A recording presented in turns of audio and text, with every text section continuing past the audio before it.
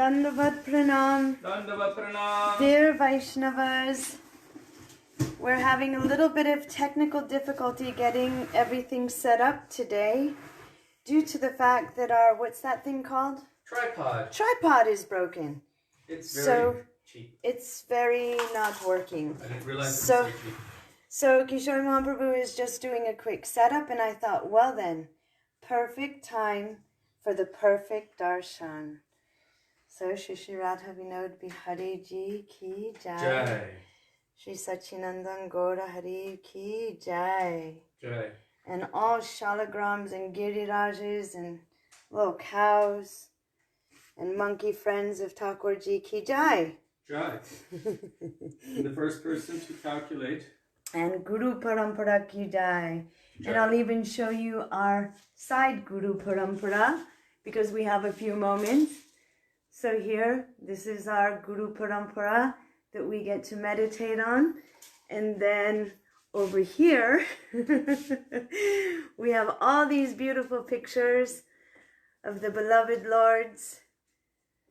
And here we have Kishori Mohan Prabhu trying to set something up so that we can... So let's try now. Here. Sorry about this. Okay, you're going to have to look down for a second. Radhe Radhe, Hare Krishna. So you're offering pranam to Thakurji right now? Yep. Everyone's offering pranam to Thakurji. Ooh. Okay. Go sit down. Go sit down. No. It has to be straight. Otherwise, it's going to be unstable. But okay. I can move it once you sit. This thing here, you can adjust it with that. Go. One second. Oops. No, I think it's good. It's good. But Thakurji's not fully shown. No, because on... Right there is enough. Okay. Go. You have to plug it in. Okay. All right. Here we go. I think we've got this. Beautiful Vaishnavas. Thank you for your patience. Okay. Plugged in. Plugged in. And turn on your little sound vibration and we're ready to go. This transcendental sound vibration. The transcendental deminar. Where's the kartals? They are there on the windows. Okay. Please forgive me for that.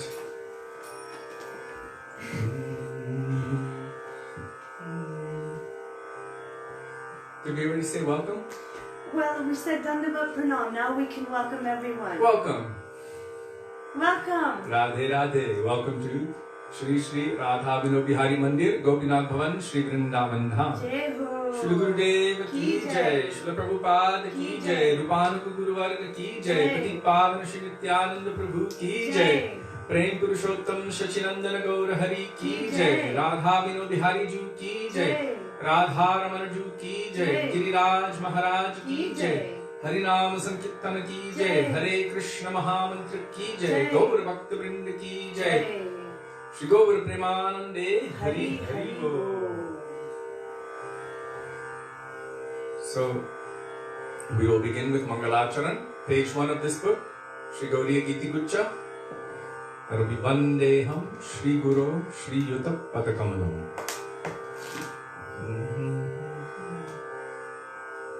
Which one did we do yesterday? That same tune? We're doing this one.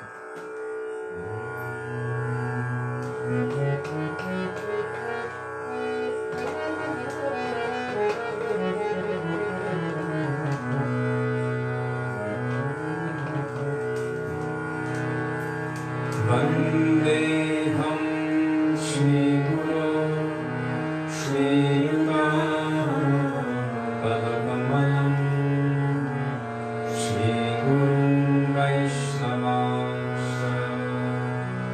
Shri Rupam Sagrajatam Sahagana Raghunatham Vitam Vansajivam Sadvekam Savadhutam Arjana Sahitam Krishna Chaitanya Devam Shri Radha Krishna Vadam Sahagana Lalita Shri Vishakam Vitamshra Om Ajnana Timirandha तस्य ज्ञानाञ्जनशलाकया चक्षुरुन्मिलितं येन तस्मै श्रीगुरवे नमः।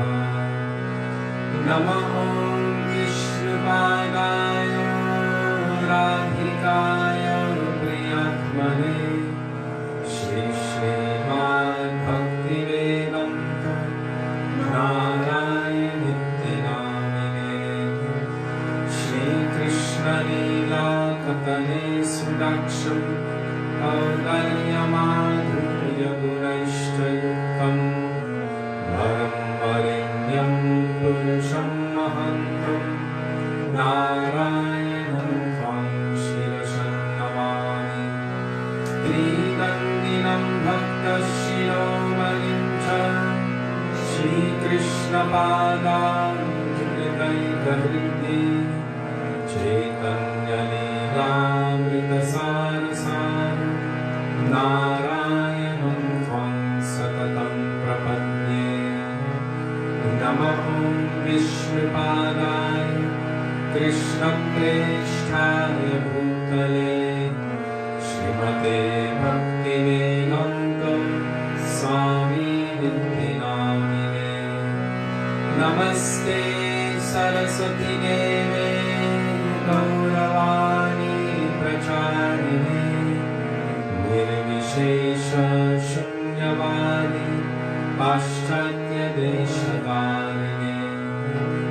नमः विष्णुपादाय गौरप्रेष्ठाय भूतले श्रीश्रीमद्भक्तिप्रज्ञानकेशवनिति नामिने। अधीवर्त्यचरित्राय सश्रितानंशपाणिने जीवदुःखे सदरताय श्रीरामप्रेमदायिने। नमः विष्णुपादाय कृष्णप्रेष्ठाय भूतले श्रीमते भक्तिसिद्धान्त सरस्वतीति नामिने। श्रीवर्षभारती देवी दयिताय कृपाभये कृष्णसम्बन्धविज्ञान दयिने प्रभवे नमः। माधुर्योज्ज्वलप्रेमध्य श्रीरूपानुगभक्तिदा श्रीगौरकरुणाशक्ति विग्रहाय नमोऽस्तुते। नमस्ते गौरवाणी श्रीमूर्तये नीलकारिणि रूपानुगविरुद्धापं सिद्धान्तध्वन्तहारिणे। नमो गौरकिशोराय साक्षाद्वैराग्यमूर्तये विप्रलम्भरसम्बुधे पदं गुरुजायते नमः। नमो भक्तिविनोदाय सच्चिदानन्दनामिने गौरशक्तिस्वरूपाय रूपानुगवरायते। गौराविर्भावभूमेस्त्वं निर्दिष्टा सजनप्रिय वैष्णवः सर्वभौमश्री जगन्नाथाय ते नमः। वञ्चाकल्पतरुभ्यश्च कृपासिन्धुभ्य एव च पतितानं पावनेभ्यो वैष्णवेभ्यो नमो नमः।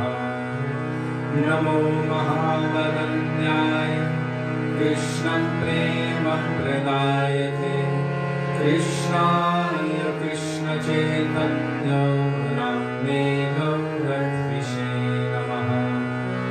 हे कृष्ण करुणा सिन्धो दीनबन्धो जगत्पते गोपेश गोपिकान्त राधाकान्त नमस्तुते। तप्त तप्तकञ्चन गौराङ्गी राधे वृन्दावनेश्वरी वृषभानुसुते देवी प्रणमामि हरिप्रिये जयतां सुरतो पङ्गो मम मन्दं मतेर्गति मत्सर्वस्वपदम्बोजो राधामदनमोहनं दिव्यवृन्दारण्यकल्पद्रुमदं श्रीमद्रत्नागारसिंहासनस्थो श्री श्रीराधा श्रीगोविन्ददेव प्रेष्ठानिभिः सेव्यमानं स्मरामि श्रीमन्द्रसरसारम्भी वंशिवतावततस्थितः कर्षं वेणुस्वरैर्गोपी गोपीनाथश्रीस्तु नः वृन्दाय तुलसीदेव्यै प्रियायै केशवस्य च कृष्णभक्तिप्रदे देवी सत्यवत्यै नमो नमः पञ्चतत्त्वात्मकं कृष्णं भक्तरूपस्वरूपकं भक्तावतारं भक्ताख्यं नमामि भक्तशक्तिकम् जय श्री कृष्ण चैतन्य प्रभु नित्यानन्द श्री अद्वैत गदाधर श्रीवासदि गौरभक्तवृन्द चेतोदर्पणमार्जनं भवमहातापनिर्वापनं श्रेयकैरवचन्द्रिकानितरणं विद्यावधूं जीवनम् आनन्दं बुद्धिवर्धनं प्रतिपदं पूर्णामृतास्वादनं सर्वात्मस्नपनं परं विजयते श्रीकृष्णसङ्कीर्तनं हरेर्नाम हरेर्नाम हरेर्नामेव केवलं परो नस्त्येव नस्त्येव नस्त्येव गतिरन्यता हरे Krishna Krishna Krishna Hare Hare Hare Ram Ram Ram Hare Hare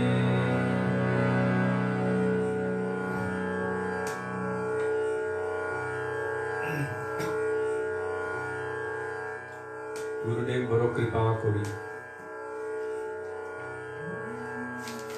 Page 33 in the small songbook. And if you don't have the songbook, just look for the name Jiva Pavana and Jiva Pavana Prabhu. I think he's here. He always posts the bhajans and kirtans so that we can all join in sweet kirtan together, as well as many times he's posting so much nectar. So please search for that. So Gurudev Boro Kripa Kori.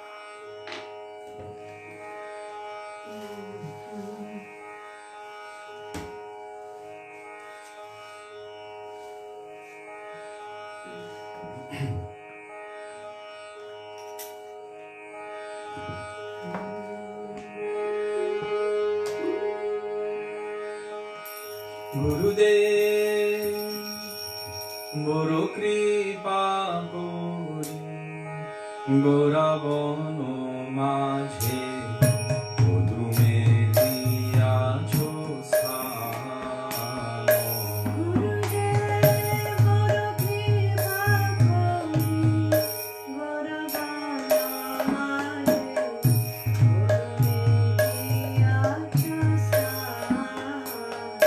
गुरुदेव बड़ो कृपा करी गौरव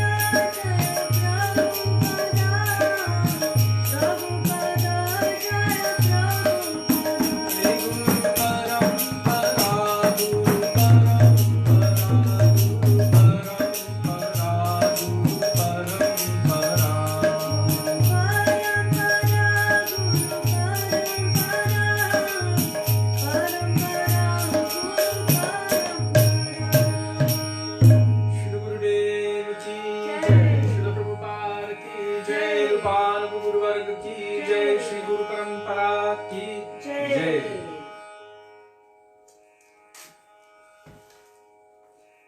Sorry, the weather is changing. My fingers have been cracking because it's colder, and he's doing so many dishes. all the dishes. And that's a joke. I accidentally dipped my cracked finger into a container of citric acid water this morning. So just need to. Is it from Mridanga? Yeah. Ah. Jai. A lot of times you see Mridanga players with their fingers taped because of playing the Mridanga so much. Real Mridanga players' hands don't bleed. Actually, they do, and they callous. Okay. Vaisnava. Sakala Vaisnava? Or...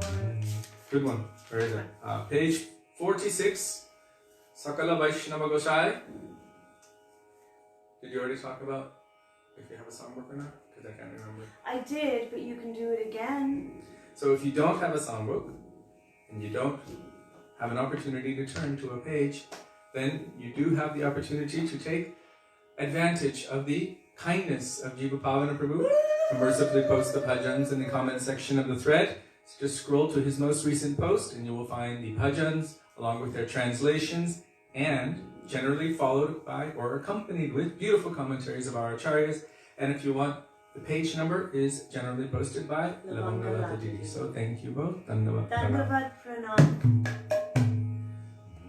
So page 46. Sakala Vaishnava Goshai. And I just saw from a distance, because the camera's far from me, but it looked like Vichitra Didi's on. And I just want to say welcome back to Vrindavan, Vichitra Didi. We missed you. Dandavad Pranam. I hope we have your darshan soon. Dandavad Pranam, Didi. Sakala Vaishnava Gosai Doya Koro More Dante Trino Thori Kohe Edino Pamore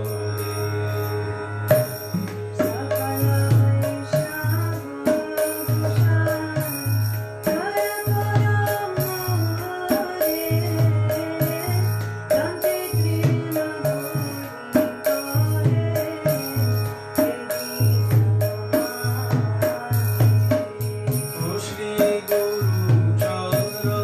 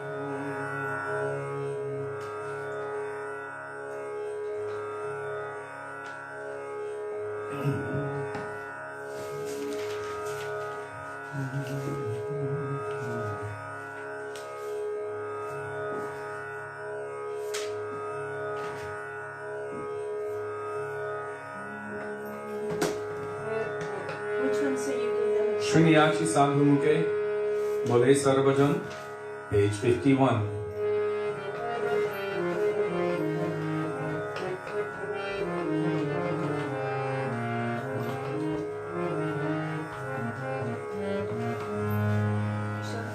Remember, if you have it in your mind, tell them first. Yeah.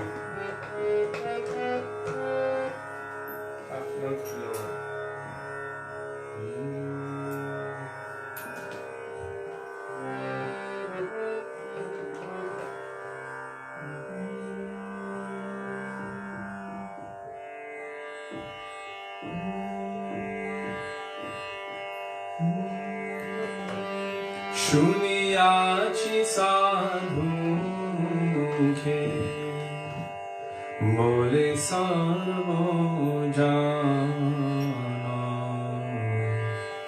Shri Rupa kripayo mile jugala charana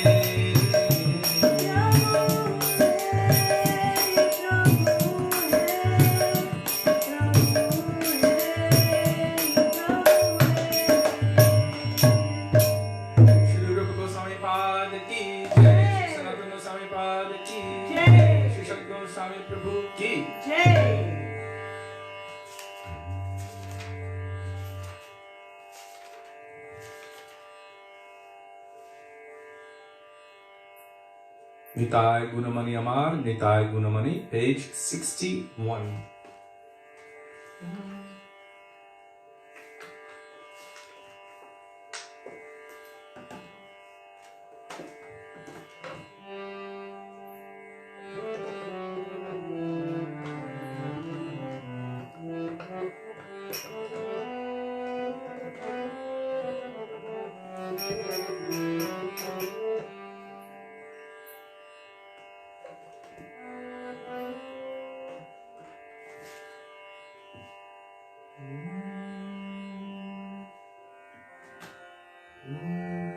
Jaya Shri Krishna Chaitanya Prabhu Nityananda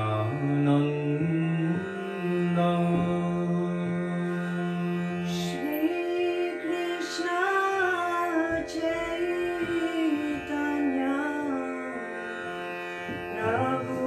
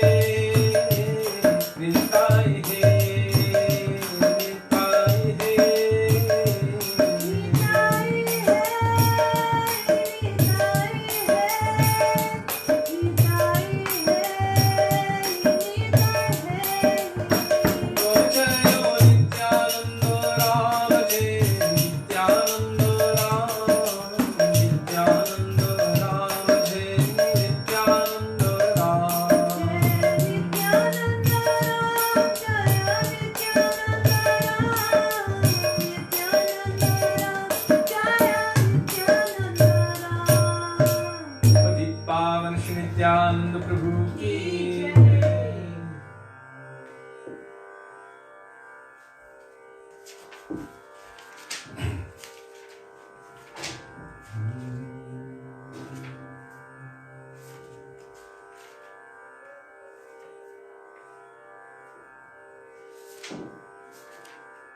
Sakhe Kalaya Gurumudaram. It's in the Sanskrit section. Read about page 340.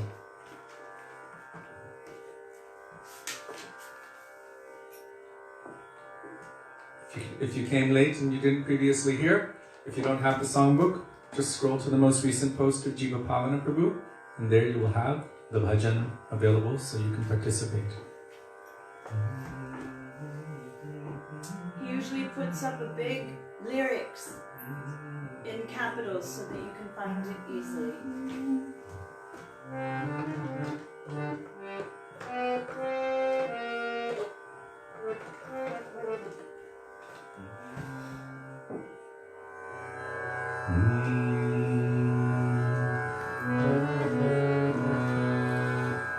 Sakhe Kala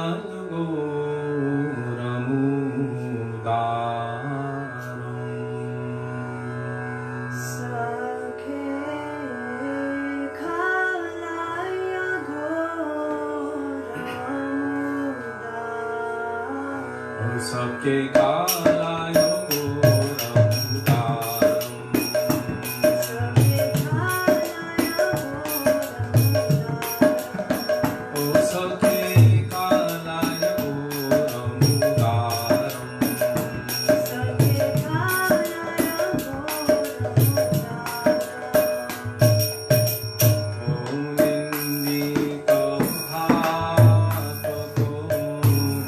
Kanti Kode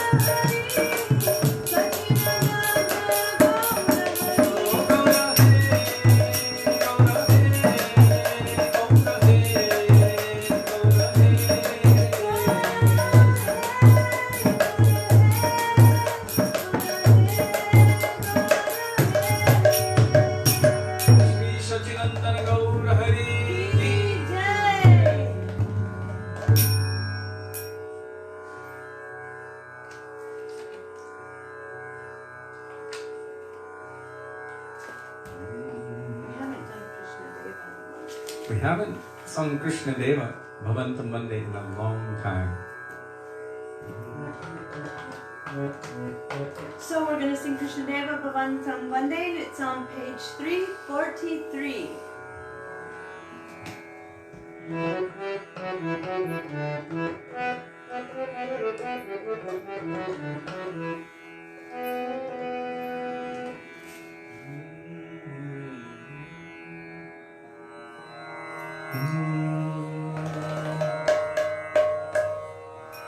Krishna Deva Bhavantam Vande. Krishna Deva Bhavantam Vande.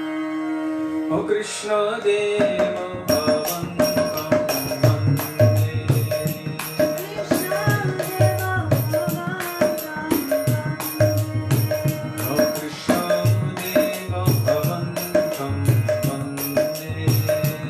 Krishna Deva Bhavantam Vande. Manasa madhukaram arpaya nijapadam pankajamakarande.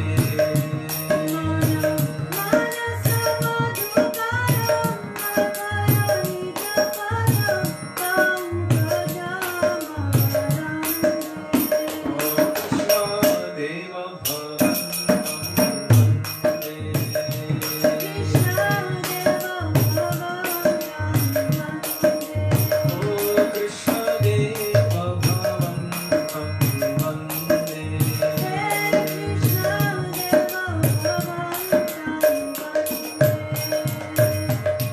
Yadyapi samadhishu vidhirapi pashyati nato lakhatam parichin. Yadyapi samadhishu vidhirapi pashyati natavana Yadyapi samadhishu vidhirapi pashyati nato lakhatam parichin. Yadyapi samadhishu vidhirapi pashyati natavana Idamichhami shamyatavachyuta tadapi kripadutavichin.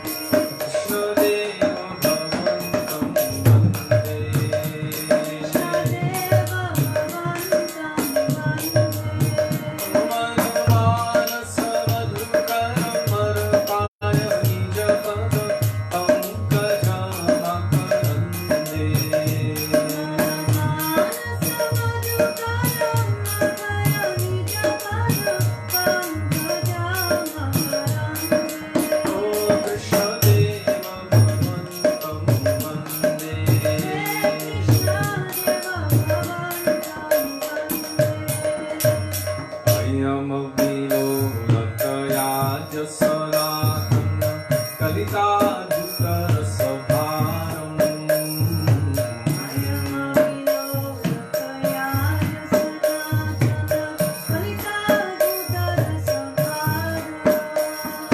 Nivasatu Nityam Nihavritta Indini Vindana Madhuri Vasaram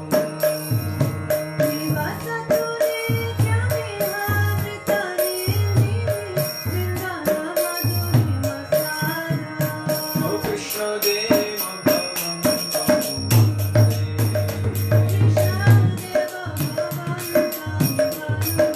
O Krishna Deva Bhavantam Vande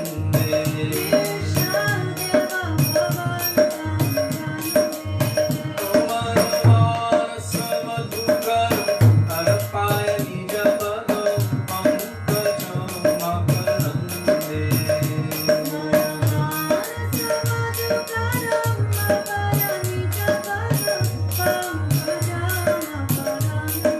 O Krishna Deva Bhavantam Vande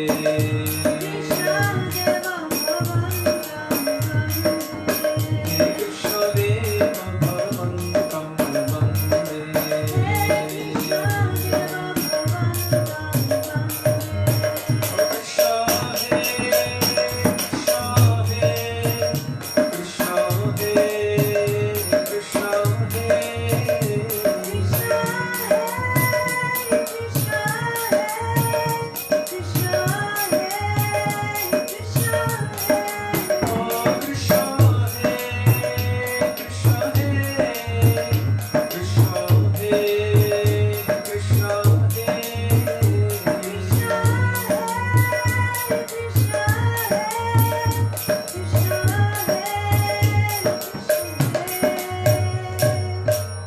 Krishna Kanelal ki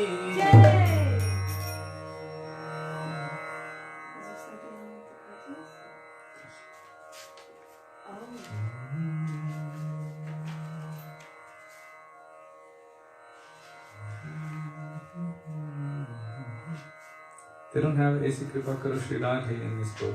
But we can do. Vichitra had it in her version. We need her version back.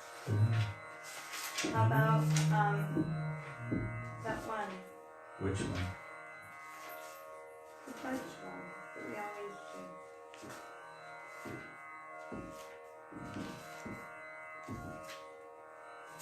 The Radha Rani ki Jai. Radha Nam. Anupama. Okay.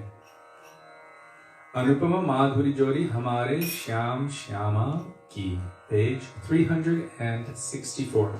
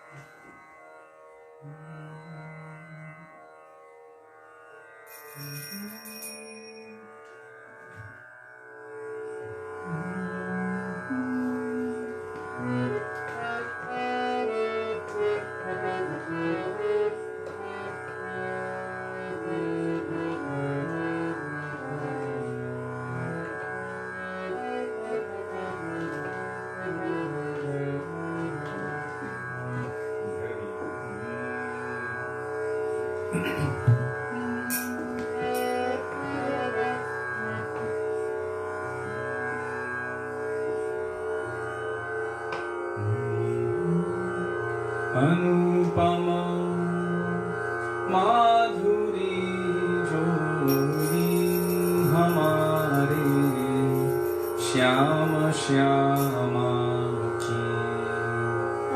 Anupama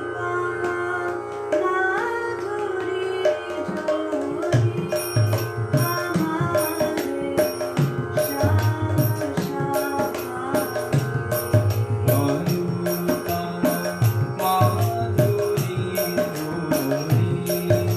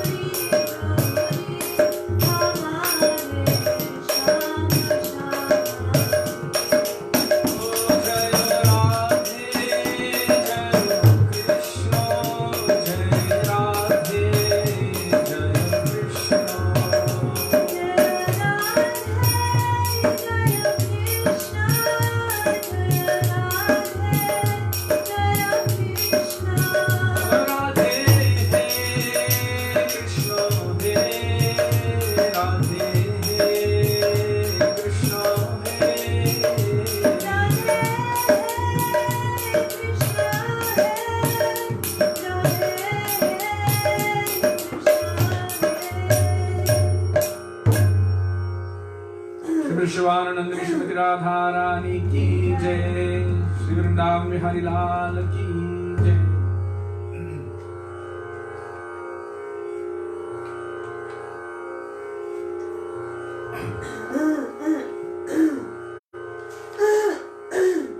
Forgive us, there's a lot of dust in the air from the construction above. And below. Just before Kartik time, pretty much for about a month, maybe a month and a half solid, maybe longer. A lot of construction work and preparation always takes place in Gopinath Bhavan. So there's been a lot of dust above, a lot of dust below, and a lot of dust here.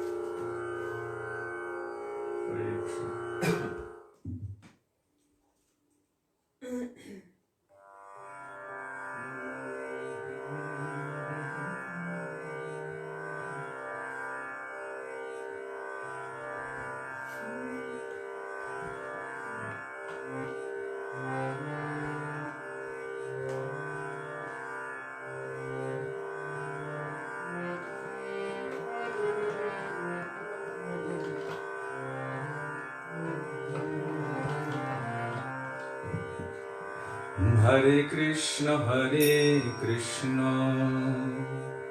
Krishna Krishna, Hare Hare, Hare Ram, Hare Ram.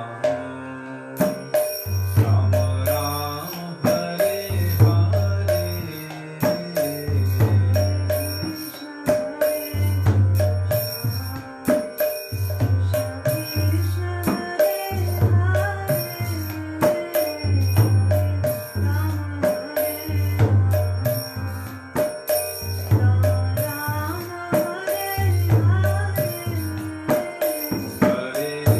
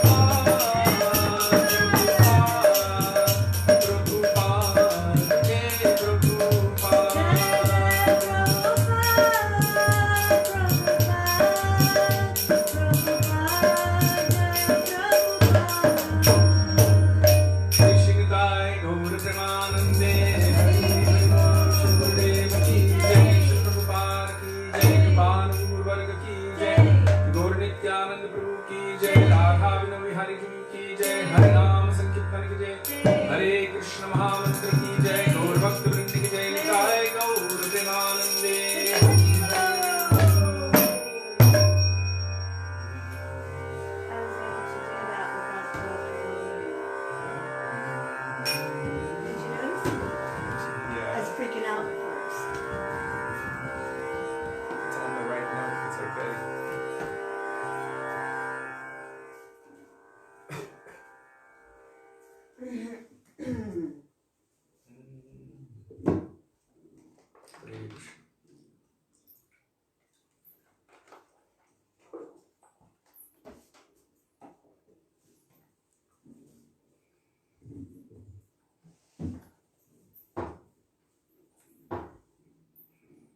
Gurave Gaurachandraya Radhikaya Tadale Krishnaya Krishna Bhaktaya Tadbhaktaya Namo Namaha Ajnanatimirandhasya Jnananjana Shalakaya Chakshurunmilitam Yena Tasmai Shri Gurave Namaha Namo Vishnupadaya Radhikaya Priyatmane Shri Srimad Bhaktivedanta Narayani Namine Namo Vishnupadaya Krishna Preshthaya Bhutale Shrimate Bhaktivedanta Swami Namine Vancha Kalpatarubhyascha Kripa Sindhubhya Evacha Patitanang Pavanebhyo Vaishnavebhyo Namo Namaha Jai Shri Krishna Chaitanya Prabhu Nityananda Shri Advaita Gadadhar Shivasadi Gaura Bhakta Vrinda Hare Krishna Krishna Krishna Hare Hare Hare Rama Rama Rama Hare Hare Mukam Karoti Vachalam Pangam Langayate Girim Yatkripatamaham Vande Shri Gurum Dinatarinam. First of all, I offer my Dandava Pranam thousands of times at the dust of the lotus feet of our beloved Gurudev. Nitya Lila Pravishta Vishnupad astottara Shri Srimad Shri Bhaktivedanta Narayan Goswami Maharaj. And the same thousands of Dandava Pranam in the dust of the lotus feet of Nitya Lila Pravishta Vishnupad astottara Shri Srimad Shri Bhaktivedanta Swami Srila Prabhupada. And to all of our Rupanuga Gauriya Guru Varga, and also to all Vaishnavas past, present, and future, including all of you who are present with us today, I offer my Dandavat Pranam. Dandavat Pranam, dear Vaishnavas. Radhe Radhe. Radhe Radhe.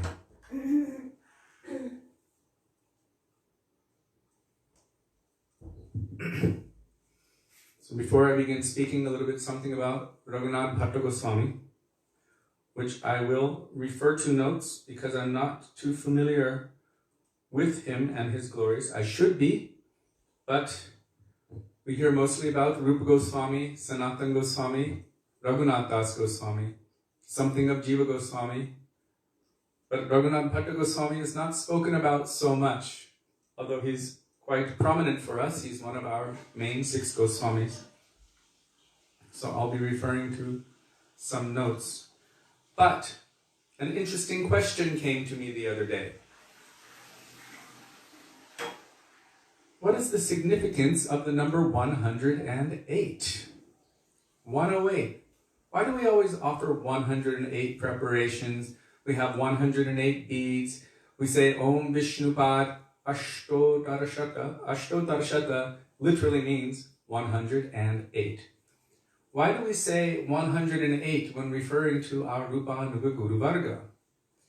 And I actually sent this question out because I was not really fully aware of the answer. I'm like, okay, there was 108 main gopis, so that's why we have our japamala like that. Or maybe it's the 8 main gopis and their manjaris making 108. There's so many different explanations.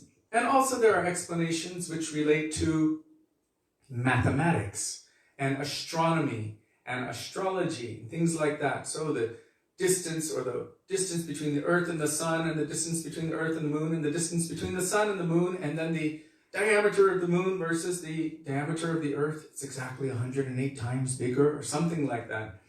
But why would we use this number in relation to the things of bhakti? Most of those answers have to do with this material world. So how does that apply to us in our bhakti? And our Srila Gurudev, Srila Bhaktivedanta Narayan Goswami Maharaj always encouraged us to look at everything in terms of how can this thing be favorable for my progress in bhakti? Or this subject matter? Is there anything that will be able to benefit me on my progress on the path of bhakti? And this is really anukulyasya sankalpa, making a firm resolution to accept into my life whatever is favorable. And the second and natural byproduct of that is called pratikulyasya varjanam, also making a firm resolution to avoid what is unfavorable for my progress on the path of devotion. So what is the reason we say 108? So I asked some scholars within different societies of Vaishnavas why we say 108. And interestingly, I got some information, but it wasn't so satisfying to my heart, not initially. And then I sent questions out to other devotees. Did you ever ask these questions to Srila Gurudev or Srila Prabhupada or Srila Bharati Maharaj or any of your Guru Varga? And that's really where the answers would come from our Guru Varga. Why do we say astottara Shri Srimad? So finally I asked someone who was affectionately referred to as Question Rani. Have you ever asked this question to Srila Prabhupada or Srila Gurudev? And she said, in fact, I did in 1997 in Bali. No, she said Question Rani did. Sorry, Question Rani asked this question to Srila Gurudev in 1997 in Bali. And Srila Gurudev started with a little bit of a numerological answer that between 1 and 10, the greatest number is 9. So it's 1, 2, 3, 4, 5, 6, 7, 8, 9, and then 0. So numerologically, 8 and 1. So 108, it's everything. 1, 0, and 8, everything is there. But then he gave a more defined answer. And that defined answer had to do with what Srila Govinda Maharaj explains about Sri Guru. Sri Guru is one who is endowed with Shri. Shri means qualities, assets of Srimati Radhika, who is carrying her moods of love and affection and service to Krishna. And there are 108 prominent Shris. Shris meaning of Srimati Radhika. So when Srila Govinda Maharaj said endowed with Shri, Srila Gurudeva also explained what this means.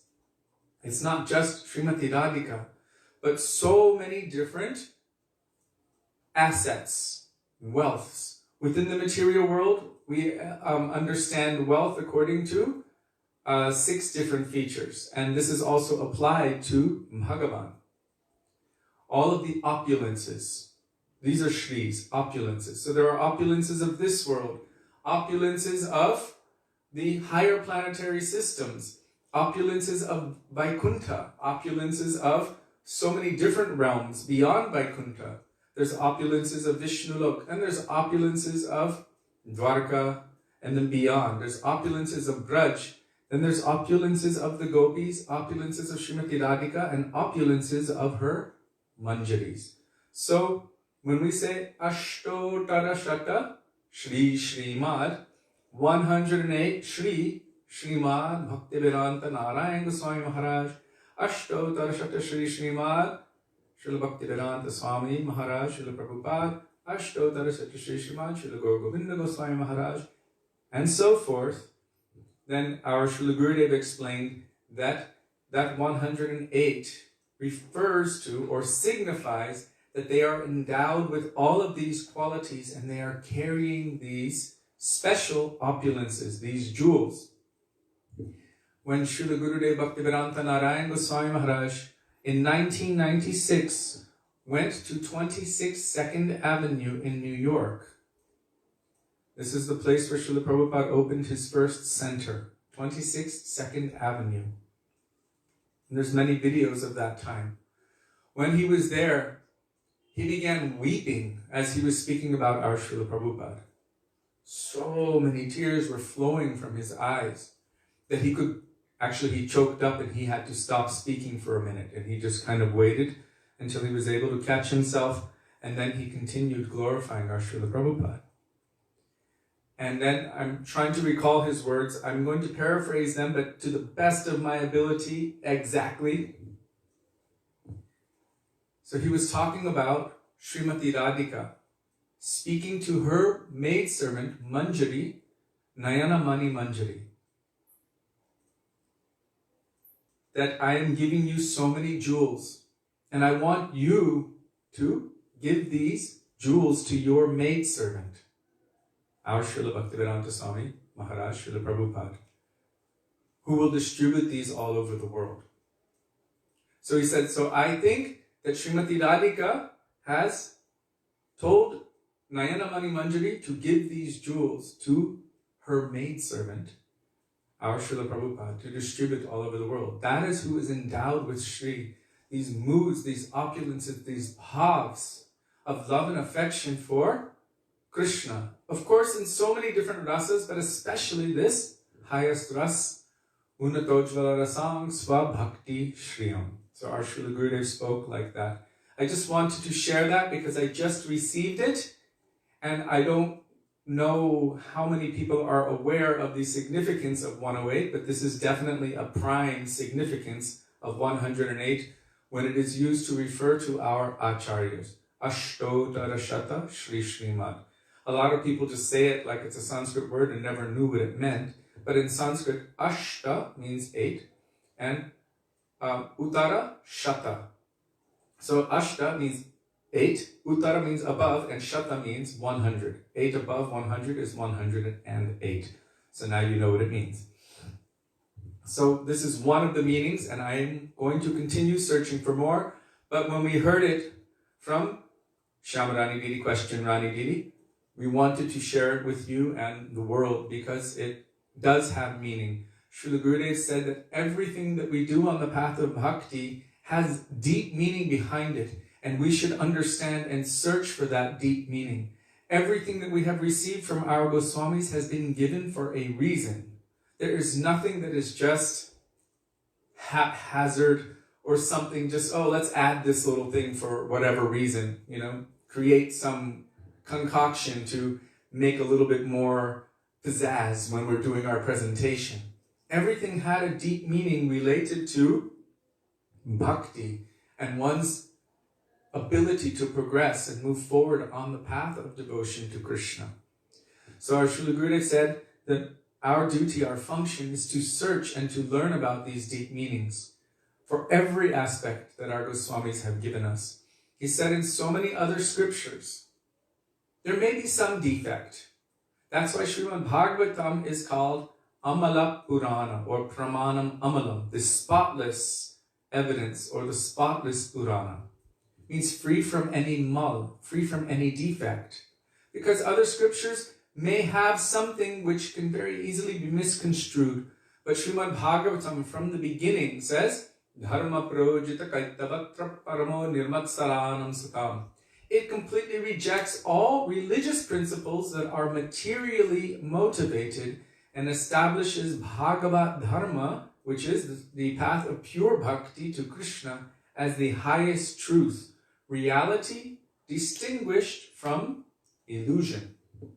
So, Srila Gurudev said, in Puranas and so many scriptures, there are so many juicy kathas, so many stories that are there maybe to attract our attention. Oh my God, I can't believe this. And then gradually we may be hearing about Krishna through the process of being attracted by some of these other kathas.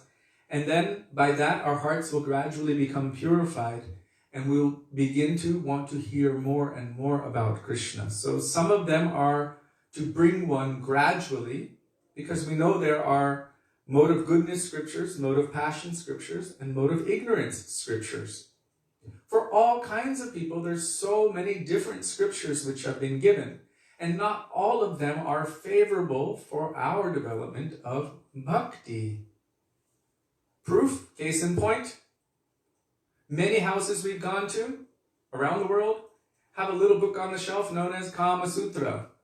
And that is not really meant for the jivas in this world, especially those who are aspiring for loving transcendental service to Radha and Krishna, to be contemplating for their own enjoyment, it becomes detrimental for their development on the path of bhakti.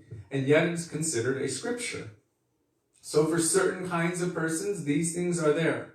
For those who want to enjoy, there are scriptures. There are scriptures for dharma, artha, kama, and moksha. Religiosity, economic development, sense gratification, and liberation. So there are scriptures which apply to all of these things. But Srimad Bhagavatam doesn't deal with any of this. It only establishes pure bhakti as the highest truth. So Srila Gurudev Bhaktivedanta Narayan Goswami Maharaj once told us the most amazing, hilarious, funny, and strange story. And then, as all the devotees were laughing and slapping the floor and slapping their knees, and they were laughing so much, and we were sitting, what is he saying? And we got the translation just afterward, and I'm not going to tell you the story now. But then he said, you should be very careful. So many things are told, but they're not necessarily really true. What our Goswamis have extracted, this is the speciality of our 6 Goswamis, and today we're going to speak about one who was highly versed in all scriptures, especially Srimad Bhagavatam, that is Raghunath Bhatta Goswami. His name was Raghunath Bhattacharya, which I discovered only recently. So, what they have extracted from the scriptures, Gurudev said you can trust them 100%. Because they've only given to us what is favorable and beneficial for our development on the path of pure devotion to Krishna. They've only given us that. That's why they are compared to swans. Kujat kokilahang sasar saganak kirne mayurakule nana ratna nibaddhamula vitapa shri yukta vrindavane Radha Krishna Maharnisham Prabhajito Jivartado Yomuda Vande Rupa Sanatanor Gujugo Shri Jiva Gopalako Kujat Kokila Hanksa Sarasagana Kirne Mayurakule. Saying how like a swan is expert in extracting milk from water. Also in the bhajan, Yang Kali Rupa Sharira Nadharata, there it is also said, I can't remember at the moment. If it comes, I will tell you. But in there also it is said that Rupa Goswami is like this swan who can separate milk from water.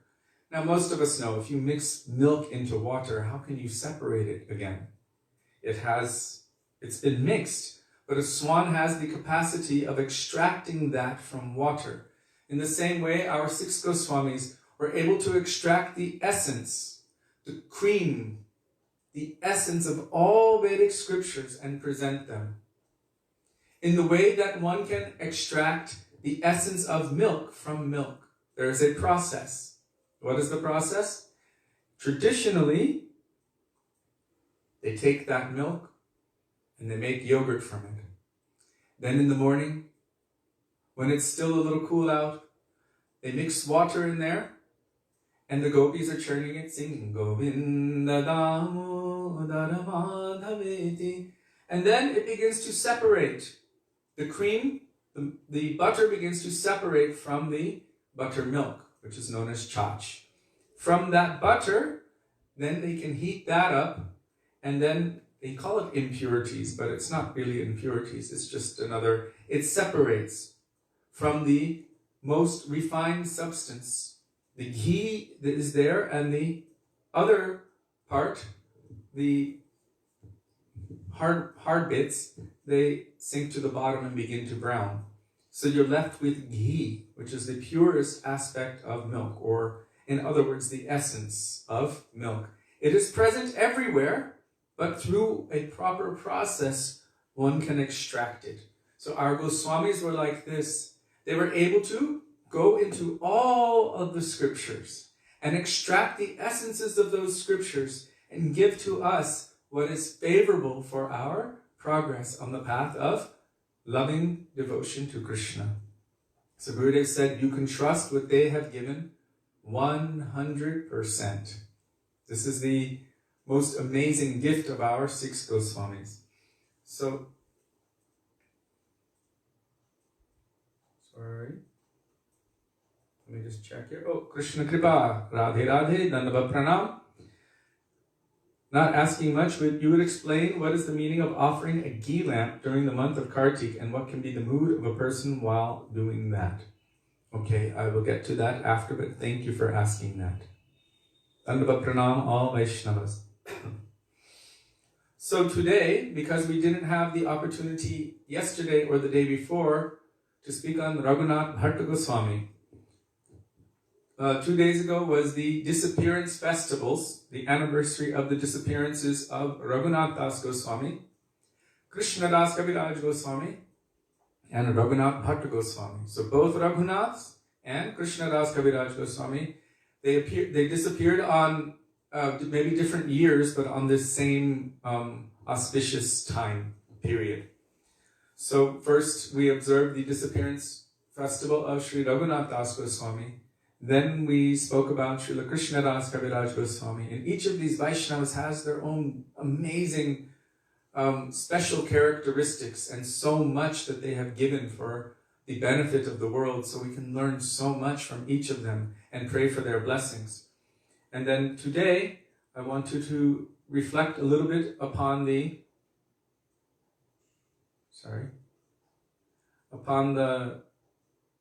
life of Sri Raghunath Bhatta Goswami. And there's an amazing book. I want to give proper respect and acknowledgement to my source. There's a beautiful book called, Sri Chaitanya and His Associates. What is it, Sudevi? Sri Chaitanya, and His Associates. Which has been compiled by Srila Bhakti Tirtha Maharaj.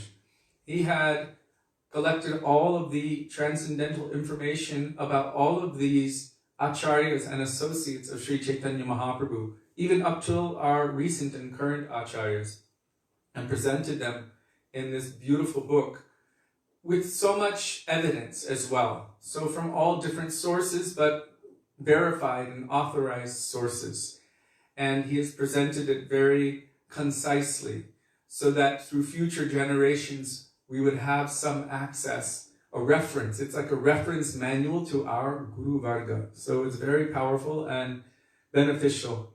And we hear from, so many different Vaishnavas, and he has collected all of this like a bumblebee, going from flower to flower to flower. He collected it and brought that honey back to his hive, and that hive, when you open that hive, what comes forth? The nectarian honey of the glories of these Vaishnavas. So,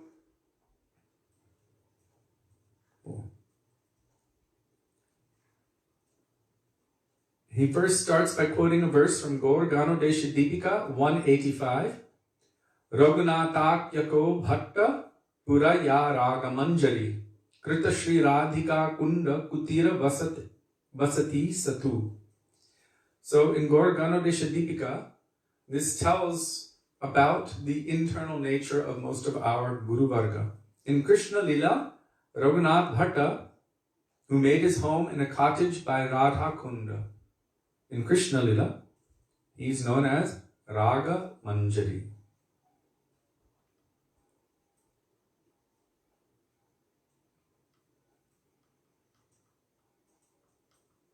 So Sudevi, afterward, would you like to tell about the... No, I just sent you. Okay. So Raghunath Bhatta Goswami was the son of Tapan Mishra. Tapan Mishra was a very near and dear devotee of Sri Chaitanya Mahaprabhu. We've heard much about him in Mahaprabhu's travels when he went to Benares and other places. Tapan Mishra, he is a prominent figure in Gaura Lila, so his name comes up quite often. So in around 1503, Raghunath Bhattacharya appeared as the son of Tapan Mishra, a dear devotee of Mahaprabhu. So here it tells a little bit about the history of Tapan Mishra, which I'm not going to go into because his day is on another day. But Mahaprabhu told him to go to Benares and to meditate upon Krishna and develop his Krishna Bhakti, and Mahaprabhu said, we will meet later. So Tapan Mishra, he followed the instruction of Mahaprabhu. He went to Varanasi, and there, following that instruction, he was waiting awaiting the arrival of Chaitanya Mahaprabhu. He was there for some years. When Chaitanya Mahaprabhu came there, Tapan Mishra welcomed him and was serving him so much. He was also a very great cook, a chef. But I don't want to use that term because chef is not the right thing. One who is serving Krishna with all of their heart, everything that they do will manifest in its perfection. So he was serving in so many ways, including offering foodstuffs to Sri Chaitanya Mahaprabhu, and was able to serve him very nicely. So here it says the Lord had 3 devotees in Benares. One was Chandrasekhar Vaidya, another was Tapan Mishra, the third was Tapan Mishra's son, Raghunath Bhattacharya. The Lord met with them when he stopped in Kashi after visiting Vrindavan. So Kashi is another name for Varanasi of Benares. It is technically the place of Lord Shiva. So Mahaprabhu stayed there for a period of 2 months in Benares. Raghunath Bhatta Goswami lived at home for about 28 years. During the 2 months that he spent in Benares, Raghunath had many opportunities to personally serve Mahaprabhu and to receive his mercy.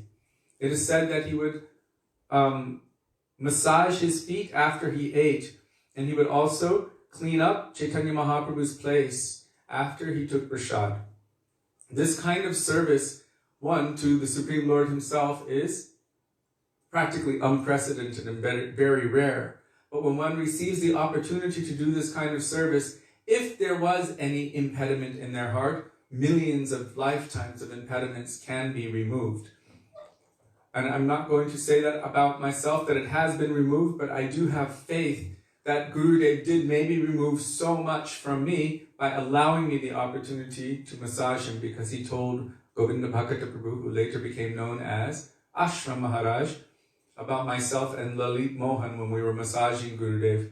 He told him, you can be doing so many other sevas, more important sevas, like preaching. And then Gurudev looked at both of us and said, they need this. Why did we need that? Apparently he wanted to clear so many anarthas, to give us some spiritual sukriti so that one day we may be able to serve like Maharaj. One day. Oh. Excuse me.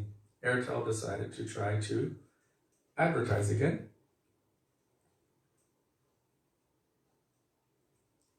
So out of eagerness to see the Lord, because Chaitanya Mahaprabhu had gone from Benares to Puri, Raghunath Bhatta hurried to Puri after visiting Bengal. So when Raghunath Bhatta went to Puri, at that time there was someone who had tried to take shelter of him, who was technically senior to him in terms of money and position and all of this status and everything. But he saw Raghunath Bhatta as a great devotee, so he was kind of becoming like the sycophant follower of Raghunath Bhatta Goswami. Raghunath Bhatta Goswami didn't like it, but no Vaishnava likes it when they're being worshipped. Srila Bhaktisiddhanta Saraswati Prabhupada, on his appearance celebration, where was he? In Madras, which is now known as Chennai.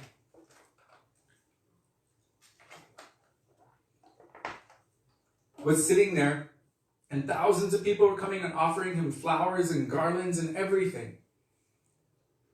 And what he spoke was so profound and so interesting. He said, you might see here what looks like a beast in the zoo who's receiving all this glory and pomp and splendor and everything else. And you may question why I'm accepting this. And then he began to quote Shastra. He said, it is the duty of the disciple to serve the Vaishnavas and their spiritual master. So as service, because if they cannot do that, then they cannot progress. So as a service, that person in the role of guru must accept that service, otherwise their whole function ceases to exist. So, in other words, as a service, not as a self-aggrandizement, but to serve those jivas' capacity to progress on the path of devotion. He's accepting that worship, but not for himself, transmitting that to Krishna. There was a quote that I posted today. I've seen it before, but Srila Gurudev was saying that Guru is the first form, the first feature of Krishna in our lives. And when we serve Guru in the same way that we would serve Krishna, with that same kind of faith, what is it?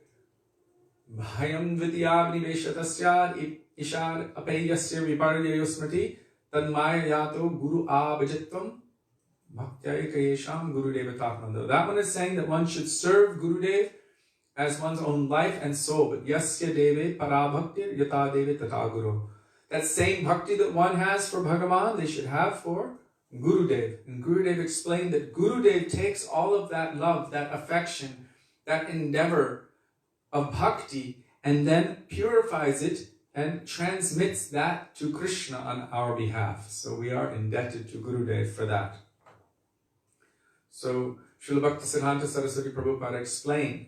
And so I was just saying in terms of Raghunath Bhatta Goswami, that he also didn't like that this person was serving him, but this person was approaching him in this mood, so he kind of accepted it.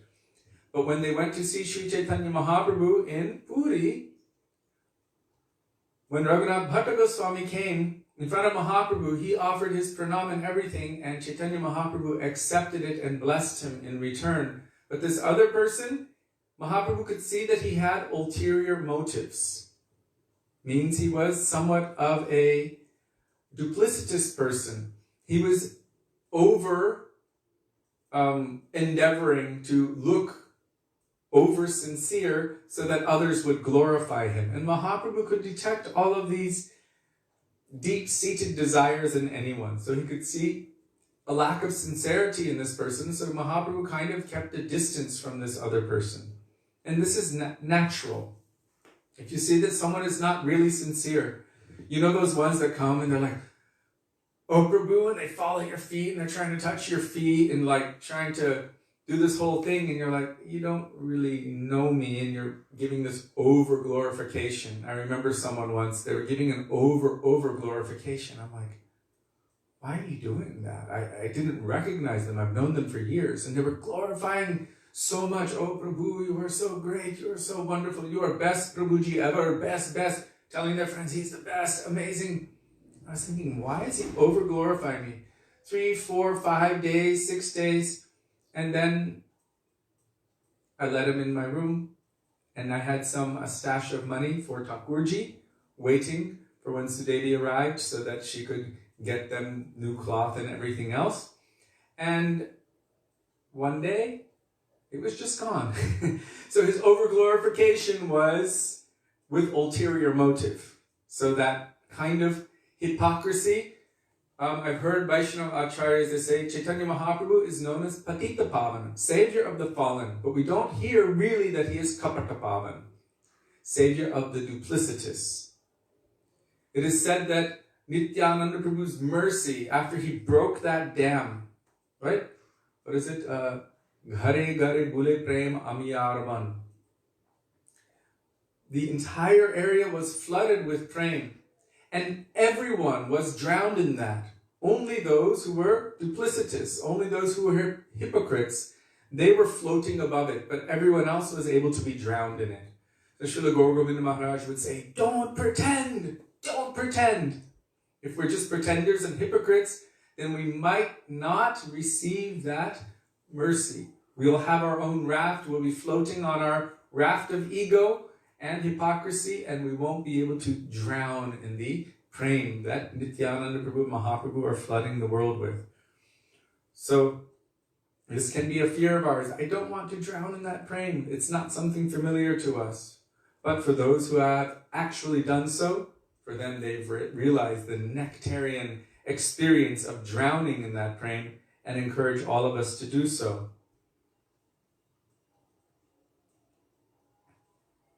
So when Raghunath Bhatta arrived in Puri, he prostrated himself on the ground before Mahaprabhu, who recognized him and with great emotion lifted him up and embraced him.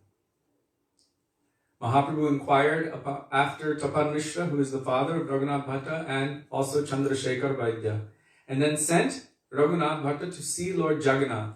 First, you go see him, and then afterward, take prasad. So Mahaprabhu made arrangements for where he would stay, made arrangements for his prasadam and everything, and introduced him to Swarup Damodar Goswami and his other associates. When he was staying in Nilachal, in Puri, sometimes he had received the opportunity, the chance to invite Mahaprabhu for meals. He would take the opportunity to cook delicious vegetable platters for the Lord's pleasure. He was an expert cook, and the Lord was especially satisfied by the devotional mood in which he prepared these meals. Raghunath was unfortunate enough to be able to take the Lord's remnants. So this is the most important thing. If one is making any offering, if it is done with devotion, then the Lord is pleased. So many can cook, and they can cook expertly, but what is the intention behind it? Are they cooking for their family members, for their own enjoyment? Oh, I want to eat this, I want to eat that. Or are we cooking for the pleasure of the Lord? Raghunath Bhatta was cooking for the pleasure of Sri Chaitanya Mahaprabhu. So with this deep mood of service, Mahaprabhu accepted it, and then Raghunath was able to receive his remnants.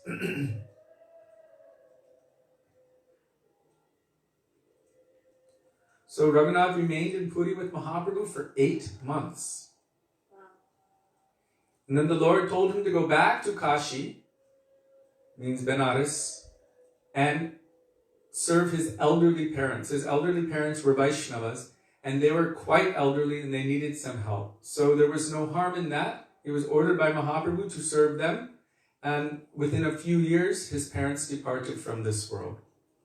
Now this is different than what Param Gurudev, our Srila, we'll talk about him tomorrow, so I'll save this for tomorrow. Please forgive me for that. Because tomorrow is the first day of Kartik for us, but also the disappearance festival of our Param Gurudev, Srila Bhakti Pragyan Keshav Goswami Maharaj. I almost spilled the beans there. Hare Krishna. No beans. No beans. So Mahaprabhu also told Raghunath Bhatta, don't get married. Interesting, isn't it? He told him to go home and look after his parents, but not to become further bound in attachments in this world. So many persons our Gurudev also told this to. And for us, we were already married when we came to him, but in so many very strong ways, he told us, don't become any more bound than you already are. From here, you should start making your way toward Krishna. So Actually, Gurudev would tell Kishori, oh, I wanted to take you everywhere with me, but not in this color. And he was wearing white. And then I'd get really upset. And Gurudev would say, but I will not separate you. Honestly, in one of the last months that Srila Gurudev was physically present in our vision, Kishori was wearing an apron and we were in Gurudev's room because we were in Gurudev's kitchen. That was in Delhi, right? Yes. Yes, and we both were in Gurudev's room and we both had aprons on, but isn't that the one? Gurudev looked at Kishori in the apron, and it somewhat, an apron somewhat resembles like a sannyas cloth. And Gurudev was very weak, but he started to smile and he was pointing at it. And he was looking at it, raising his eyebrows. And they're like, oh, Gurudev, you want to give him sannyas? And I was kind of throwing myself in front of Kishori, pushing him away, going, no, Gurudev, don't do it. And Gurudev was just shaking his head, yes, and laughing. So even though he didn't have this mood to separate us, he always made it very clear like this. If anybody could come, he would say, just give me this one life. Just give me this one life. And if you have come and you are married, then stay married to one partner. Don't go from this one to that one. Have nishta. You made a vow, keep it. And keep it until, your life. Like Sita and Ram, he said. So it was very beautiful. Gurudev also had this mood like Mahaprabhu, that don't increase your material life in this world. Now that you have this chance, this knowledge, try to use that opportunity. Don't get more bound. As you are, okay, and try to develop. Thank you. Well, it's almost, and so I wanted to just, do you have a lot more of Raghunath? No, just a little bit. Okay. So before Raghunath Bhatta left Puri, Mahaprabhu gave him a gift of his own neck beads. And then just before he left, it says after his parents departed this world, Raghunath Bhatta went back to Puri. And then from there, he was staying with Mahaprabhu again for another 8 months. And before he left to go to Vrindavan, Mahaprabhu had told him, you should go and stay with Rupa and Sanatan. But then Mahaprabhu gave him as a gift the garland, Tulsi Manjari garland of Lord Jagannath. It's a 10-foot garland he gave him as a gift. And also, some pan, which had none of the intoxicating spices in it. This was the Mahaprasad of Lord Jagannath. So Raghunath also was famous for speaking Srimad Bhagavatam. So this is what he mostly did with his time. He would speak Srimad Bhagavatam, and whenever any beautiful mood would come up, he would say the verse again and again and again, but in different ragas and different tunes, and his voice was very sweet.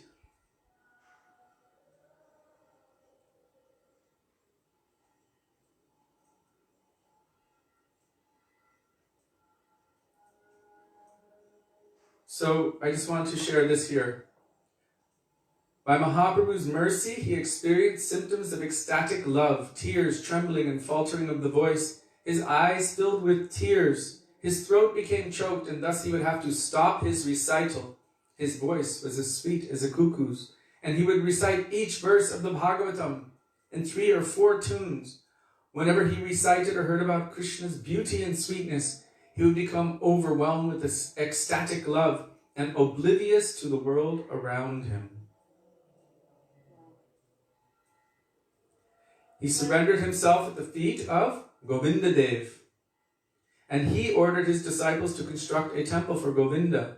He himself made so many ornaments for the deity, including a flute and dolphin-shaped earrings. Also, he would never speak or listen to gossip. Means all that stuff that we talk about in this material world? He would simply discuss Krishna and worship the Lord day and night. Another thing, because he's Uttam Bhagavat, one, he would not listen to criticism of any Vaishnava's misbehavior. He only knew that everyone was engaged in Krishna's service. So this is the nature of Uttam Vaishnava, that they, one, don't discriminate because they can't. They only see that everyone is engaged in Krishna's service. So this is a quality of that kind of personality. But for Madhyam Vaishnavas, there's a requirement, which is that Prem, Maitri, Kripa, Upeksha. That especially they should have Prem for Bhagavan, and also love for their Gurudev, Vaishnavas. Maitri, friendship for those who are on equal standing. Kripa, mercy for those who are less fortunate. And upeksha means neglect for those who are atheists, mayavadis, sahajya, antagonists toward the path of bhakti, toward Guru, Vaishnava and Bhagavan. But Raghunath Bhatta didn't have this kind of mood. This is the symptom of Uttama Vaishnava.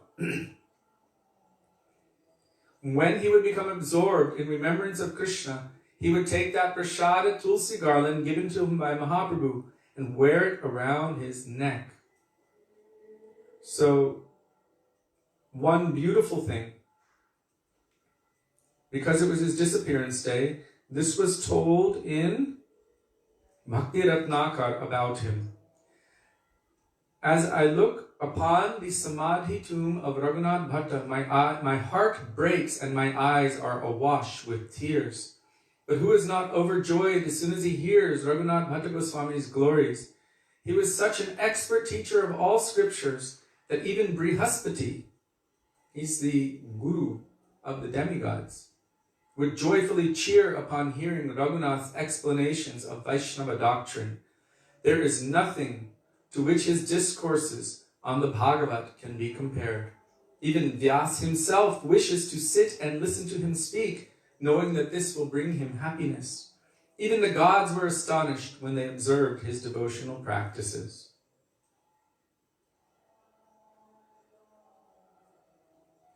So, Sri Raghunath Bhatta Goswami ki jai.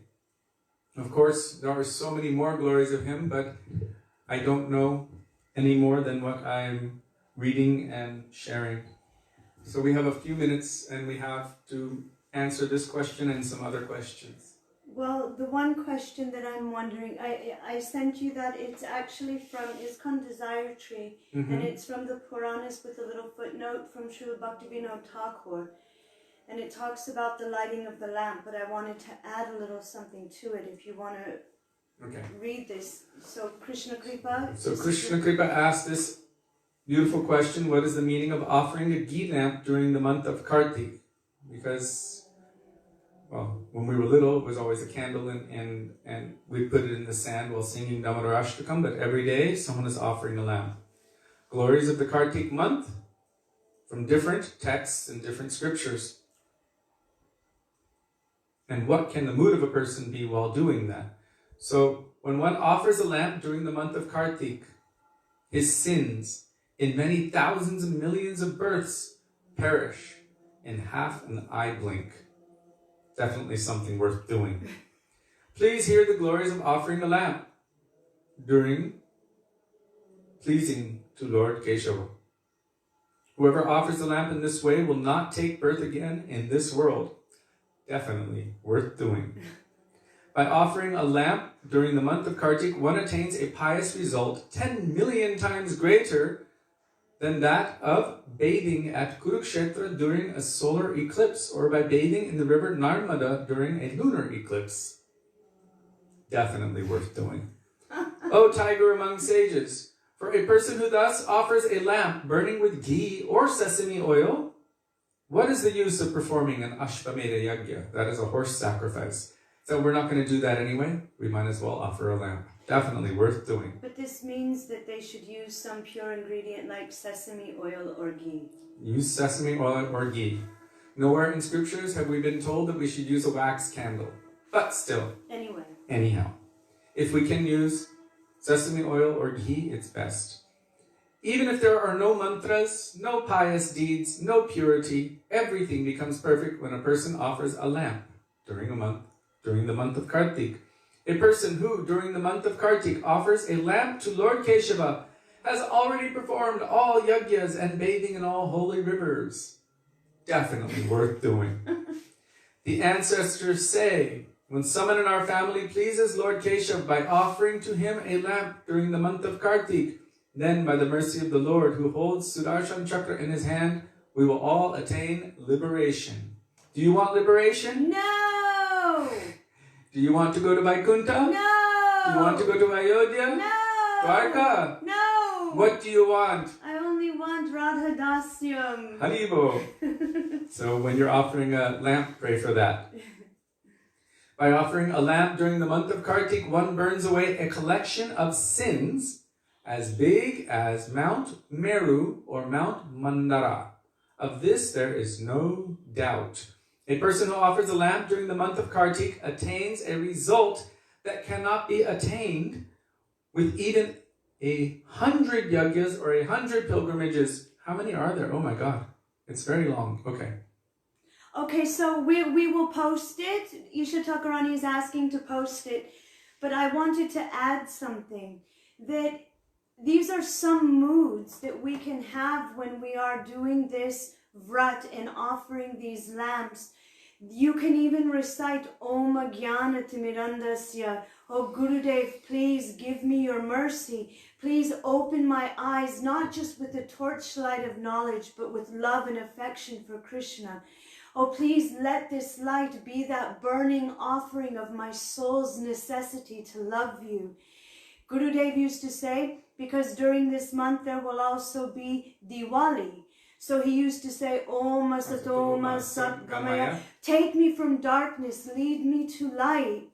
Take me from death and bring me to eternal life in seva. So whatever mood that we have in our hearts when we are offering during this month, we can talk about all of the punya, means all of the good merits that you can get. But when we add the moods that our Gurudev has placed, our Gurudevs have placed in our hearts, told us, Shama Sundar Shikanda Shekara, has told us how we should pray, then chant those prayers when you are offering that lamp. Put your own heart's prayer. Please let me even desire this.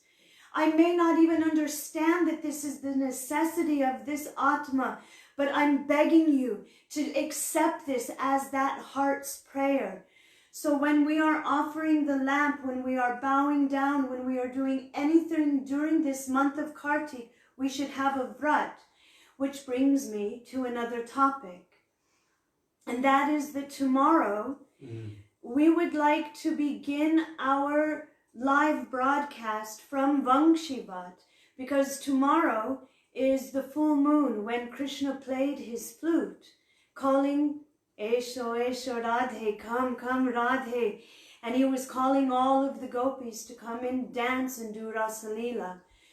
So we were thinking we will start our live broadcast from Gopishwar Mahadev first. Then we will, that is also in the place of Vaisnava.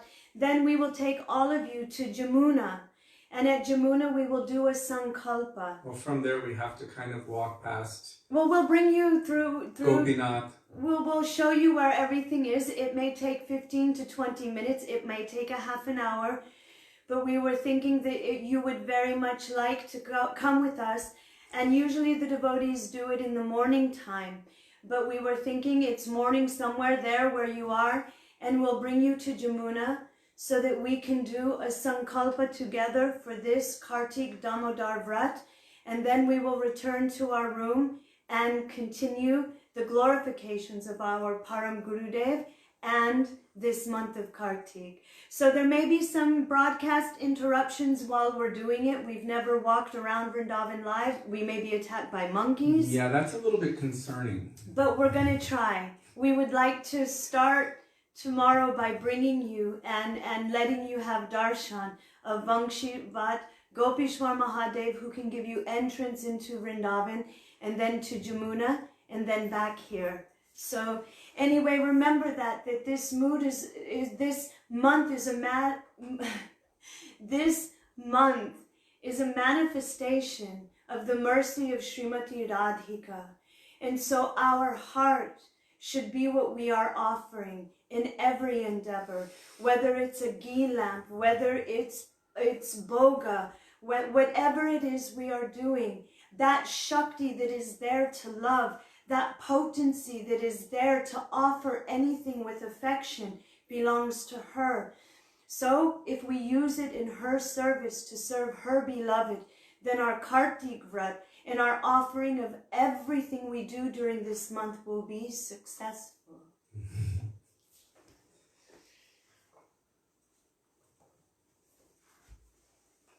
They're saying, take us with you. We might need Sudevi to walk with us. The other Sudevi, because she's friends with all the monkeys, because she feeds them and she's friends with the cows, so maybe they won't steal the phone from her. Maybe Sudevi, who's there, can be our guard. We are going to need help. Oh, she said, can we come? Yes, you have to come.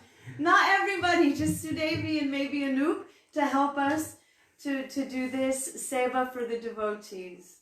But be there at 5 our time, because we're starting on time. How many days?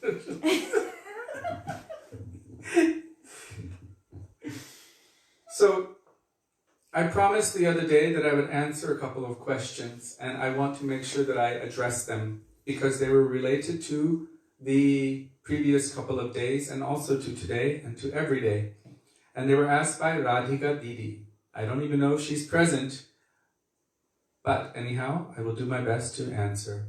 Dandavat Pranams. I was wondering if Raghunath Das Goswami is an eternal associate of the Lord.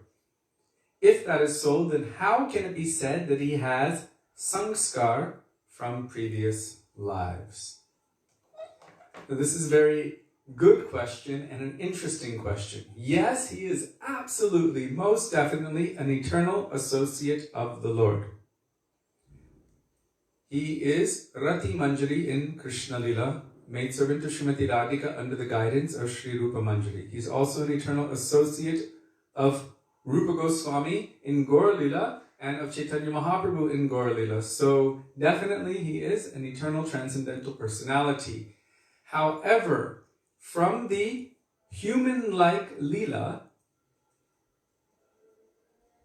they talk about their previous lives. We've heard our own Srila Gurudev, Srila Bhaktivedanta Narayan Goswami Maharaj, talk about himself. How I was born in the land of Jarasandha, a demon. I was completely bound in this material world for millions of births, but my Gurudev mercifully dragged me out by my hair. So their humility brings them to consider themselves in such a way, although it may not be true. From one perspective, it is true. From that perspective of their feeling and their deep humility. As Krishna Das Kaviraj Goswami spoke about himself, I am lower than a worm in stool. I am more sinful than Jagai and Marai. I am so sinful that if anyone just hears my name or speaks my name, they will be guilty of sin.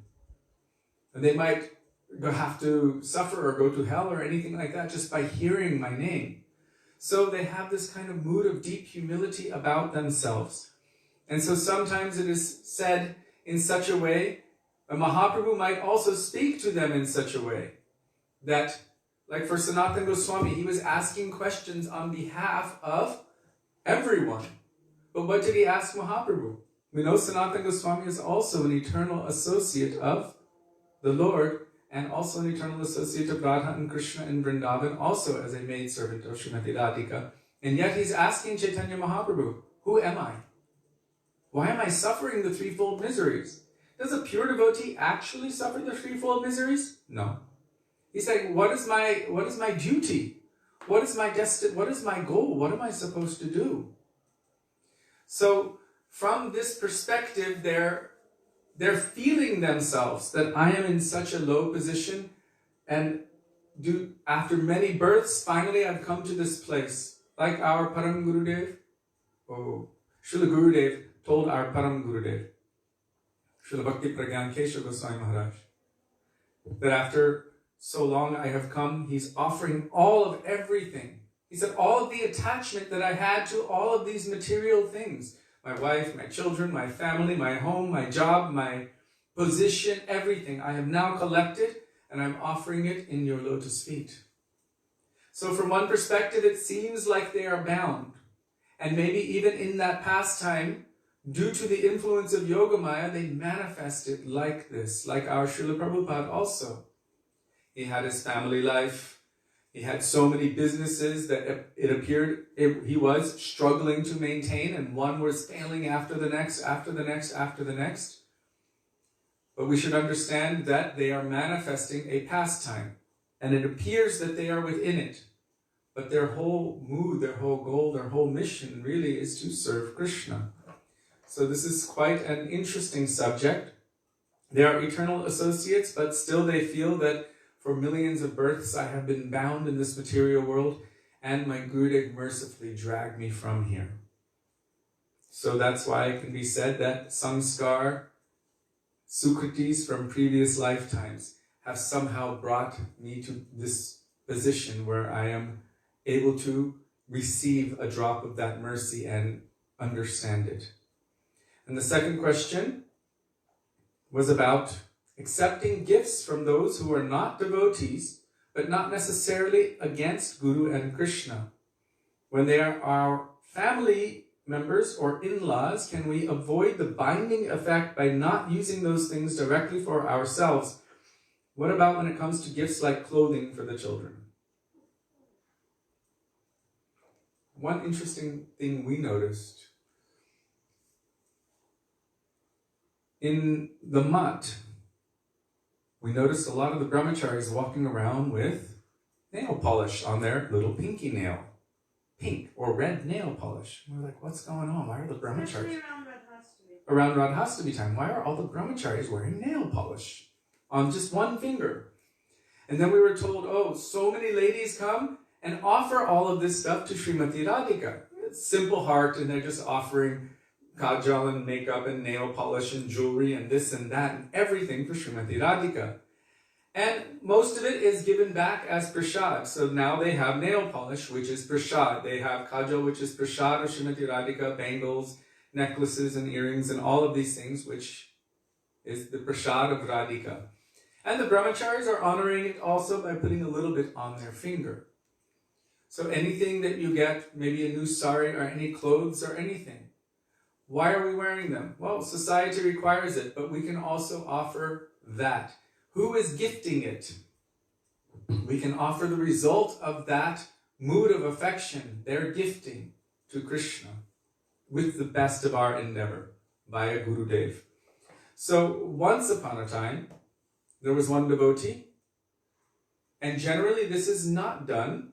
Mahaprabhu said, be very careful, don't eat food cooked by materialistic persons, your heart may become wicked. And he warned very heavily against this. He told Raghunath Das Goswami also, don't associate with lusty persons or those who are attached to associating with lusty persons. And also don't eat food prepared by non-devotees, your heart may become wicked. But this one devotee was going to go home and visit her non-devotee family members. We were always very, very strict. Very strict. We never took any food from our parents directly, maybe snacks.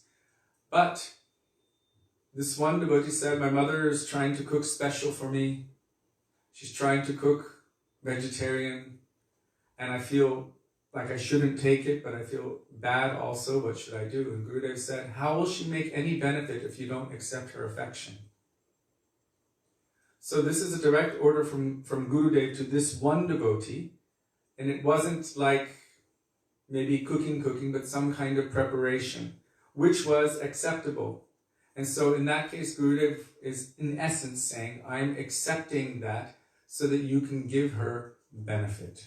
Do you remember when we were in Fiji and people who, they were like Hindus, but they ate chicken and mutton. What is that? Like goats.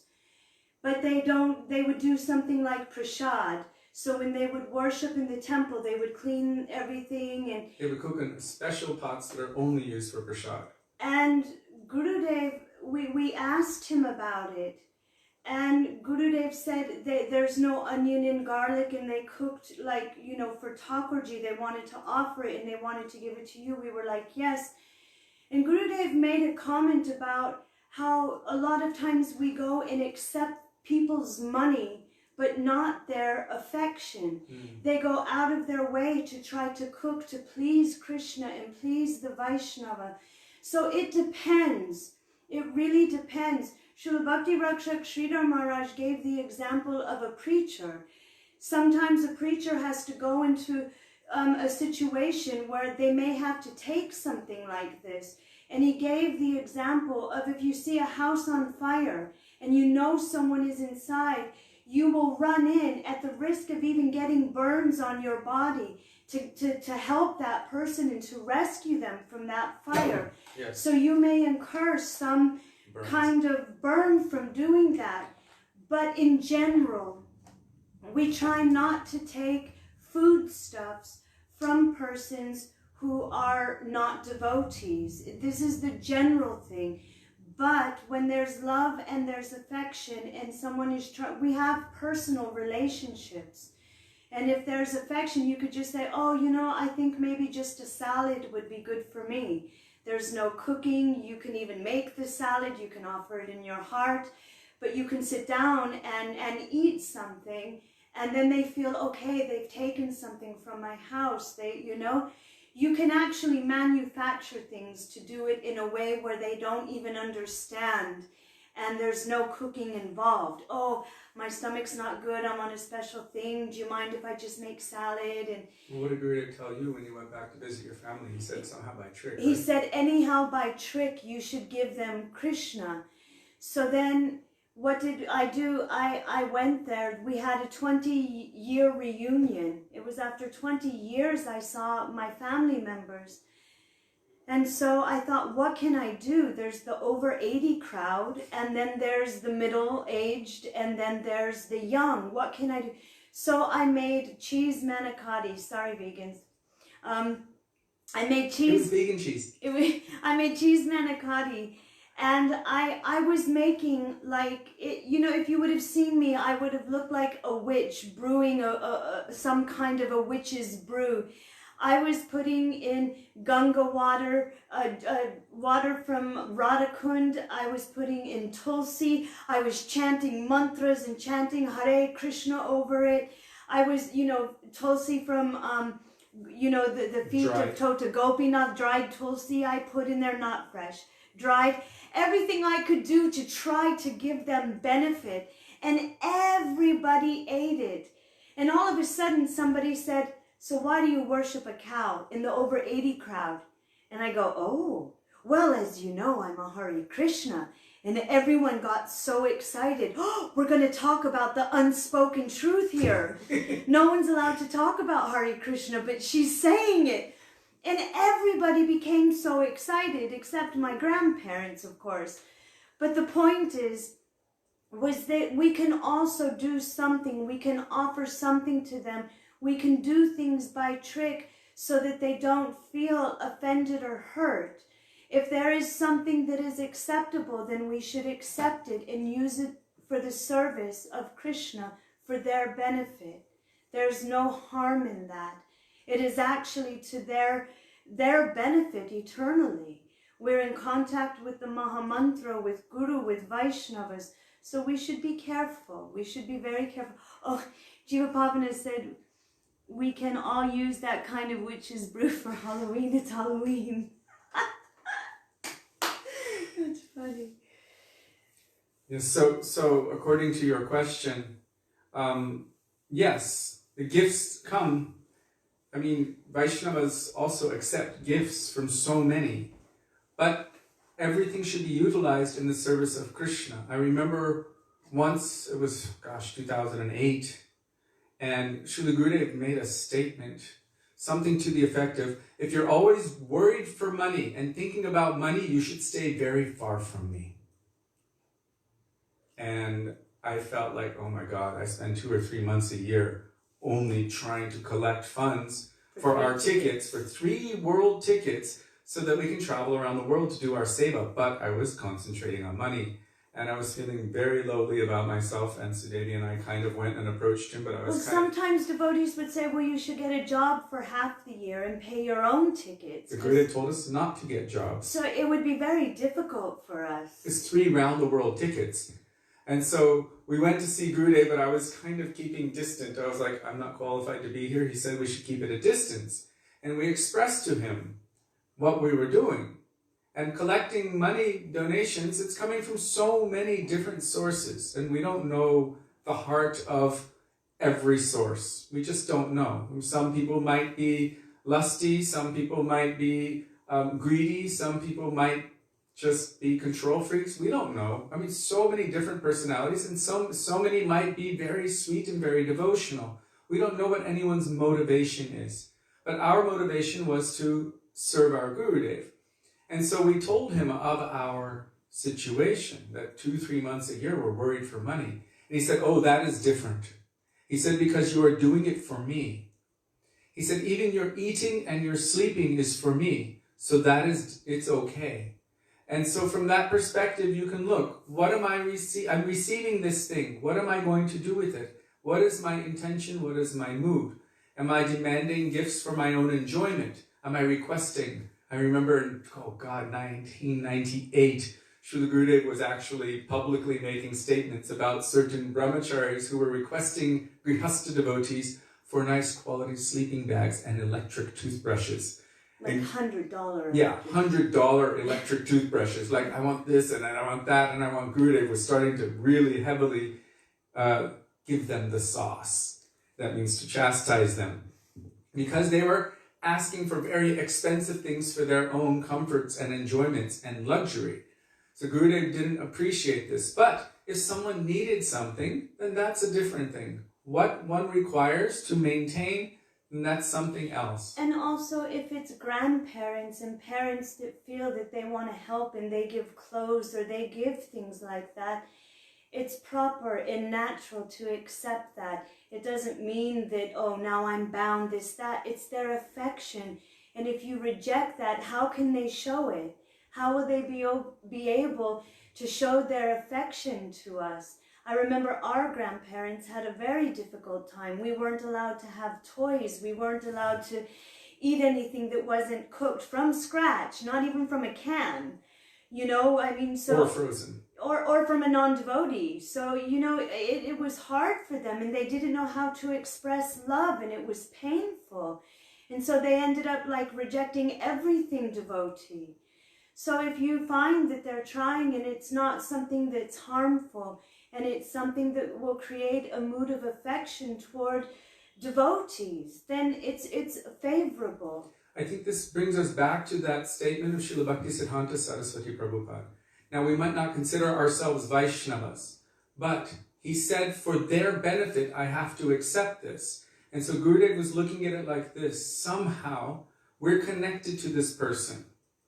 If there is some way that they will accept Krishna, by being close with them, meaning we cannot get rid of that bondage because we are not yet at that level of surrender. So we might cut that, but still we're attached to this world, then it's also some kind of artificial cut. So at that point, how can we benefit them? We're connected to them. So instead of just breaking their heart and turning them away from Krishna, this is also jiva hingsa, violence to the jiva. How can we be merciful to that jiva?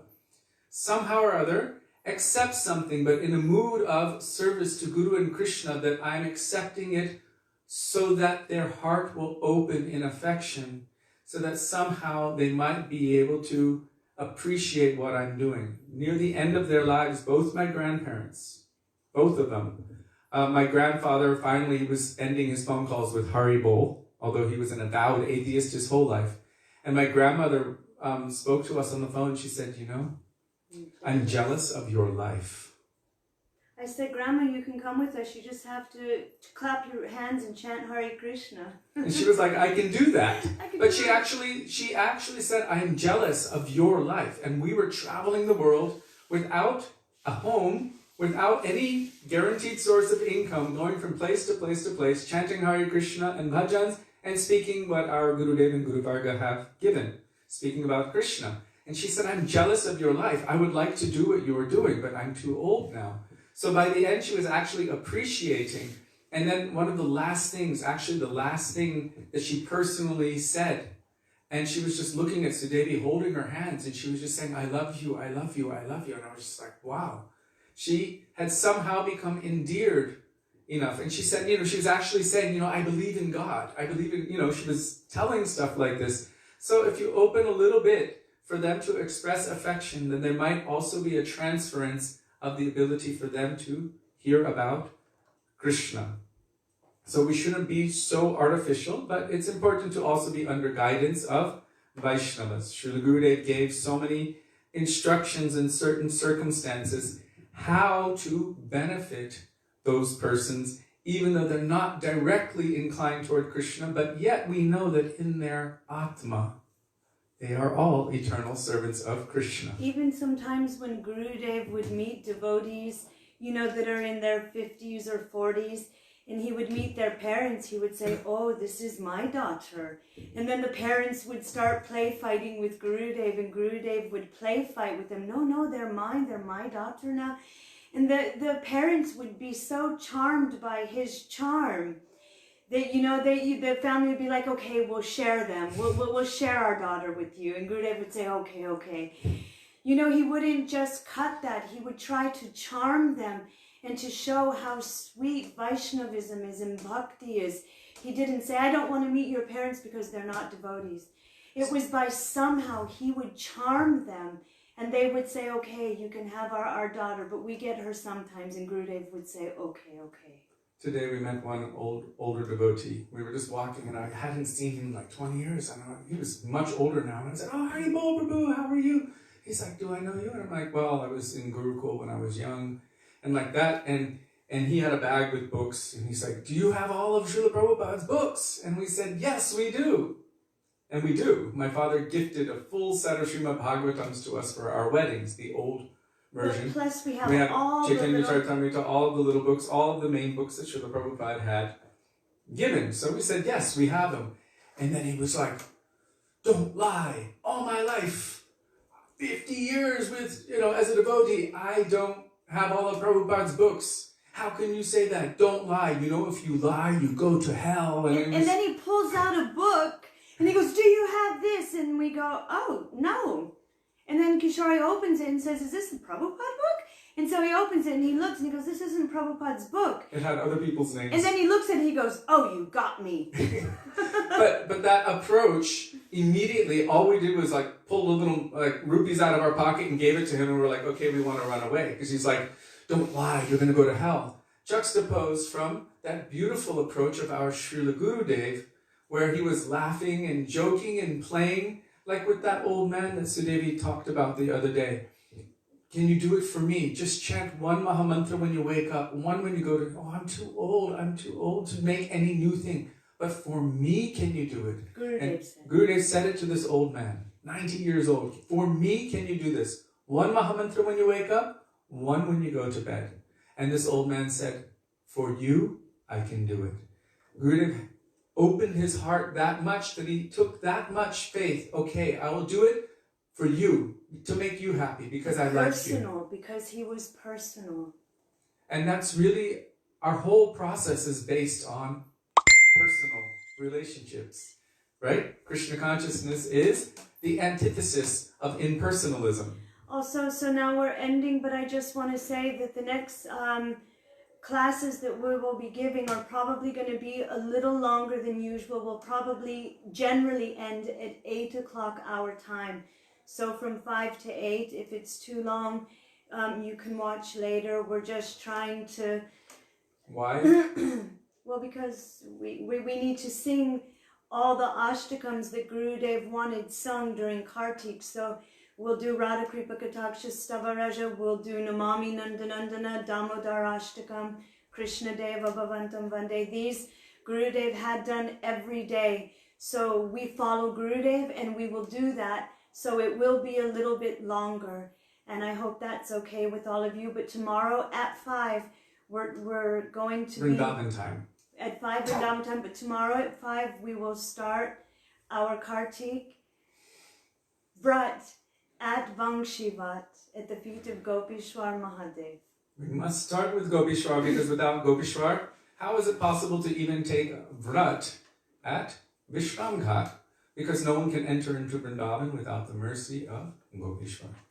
So, Srila Gurudev ki jai, Srila Prabhupada ki jai, Rupananda Guru Varga ki jai, Gaur Bhakta Vrinda ki jai, Sri Raghunath Bhatta Goswami ki jai.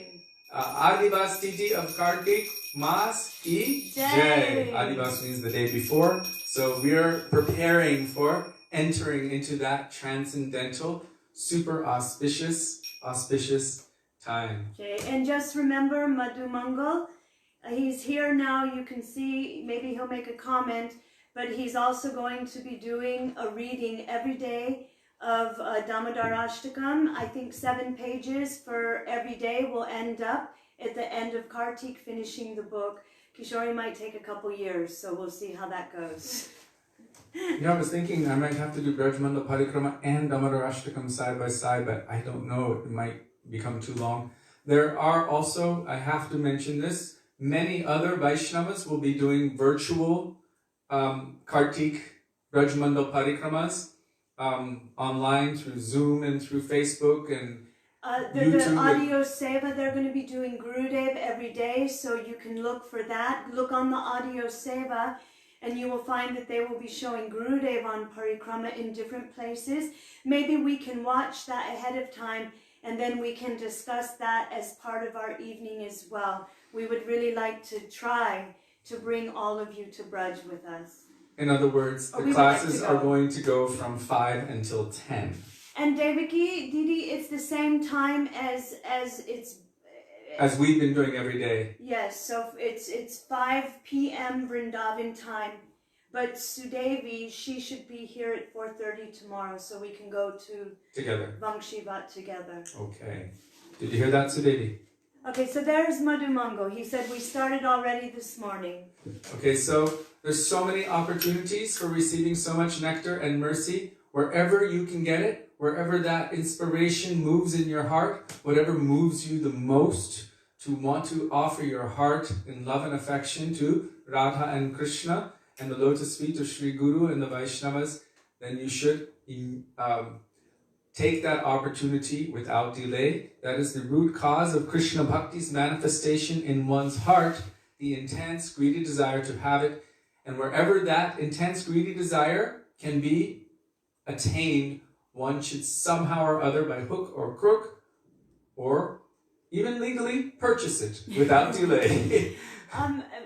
Devaki Didi, maybe Jivapavana Prabhu can tell you the exact time. I think he's figured it out, because we had a little discussion and he ended up understanding what time we start exactly. So if Jivapavana Prabhu can let the devotees in England know, that would be okay. Wonderful. Okay, Dandavat Pranam. Dandavat Pranam.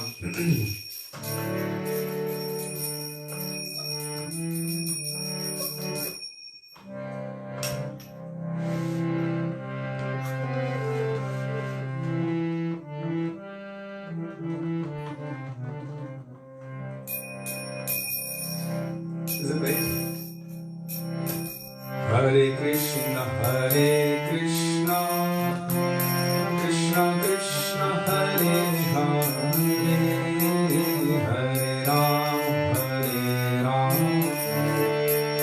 Ram, Ram Ram, Hare Hare.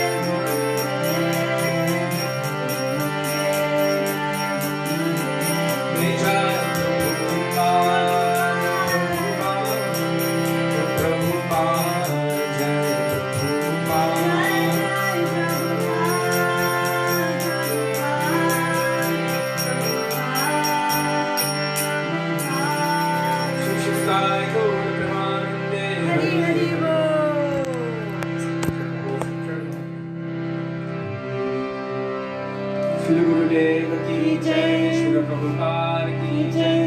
Rupanuga Gauriya Guru Varga ki jai. Pati Pavan Shri Nityananda Prabhu ki jai. Prem Purushottam Shachinandana Gaura Hari ki jai. Radha Vino It's Bihari fine, Ju Kishori ki ji. jai. Radha Jai Giriraj Maharaj ki jai. Harinama Sankirtan ki jai. Hare Krishna Mahamantra ki jai. Gaura Bhaktivedanta ki jai. Nitai Gaura Premanande. Hari Hari Bol. Use the joystick. This here, this button. Govinda Damodar Madhavi ki. Govinda Damodar Madhavi ki. Govinda Damodar Madhavi ki. Govinda Damodar Madhavi ki. Bolo Radhe Radhe Radhe. Jai Jai Jai Shri Radhe. Radhe Radhe Radhe. Jai Jai Jai Shri Radhe. Radhe Radhe Radhe. Jai Jai Jai Shri Radhe.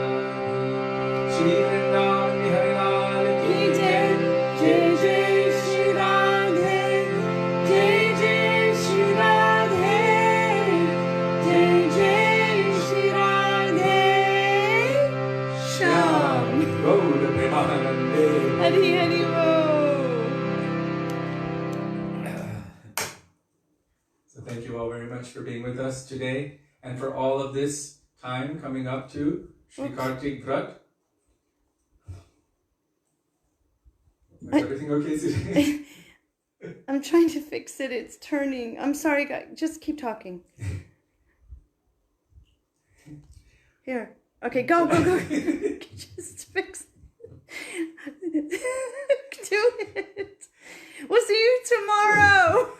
Thank you very much for giving us this opportunity to remember the beautiful teachings of our Gurudev and Guru Varga. He has this weird tripod It's called a thing. gimbal, and she turned it to the left, so now she doesn't know how to use it. So thank you very much for giving us this opportunity. We look forward to being with all of you tomorrow. We're also extremely appreciative and indebted to all of you for giving us this opportunity for our Guru Seva. So we look forward to being with you tomorrow. Please forgive us for this wonky gimbal. Okay. Shri Radha Vinobihari Ju ki Jai. jai. Shachinandan Gaur Hari Ki jai. Gurudeva Ki jai. Dandavat Pranam. Dandavat Hare Pranam. Krishna, Radhe Radhe. Chiride Abadamani.